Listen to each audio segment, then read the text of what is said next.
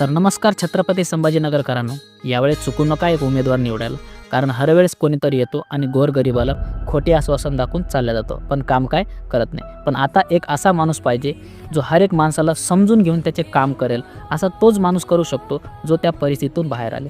तसा जे व्यक्ती आहे जो साधारण घराण्यातून शेतकऱ्यांच्या समस्या सोडवण्यासाठी बाहेर पडला, ते म्हणजे आपले लाडके आणि हक्काचे व्यक्ती म्हणजे अशोक भाऊ नामदेसाई, जो 24 तास लोकांच्या सेवेत राहतो. पण आता टाईम आले आपल्या हक्काच्या माणसाला वर आणण्याचं, कारण आपला एक सपोर्ट आपल्या गावाचा विकास आणू शकतो, जो आपल्या गोरगरिबांच्या आणि शेतकऱ्यांच्या समस्या समजून घेईन.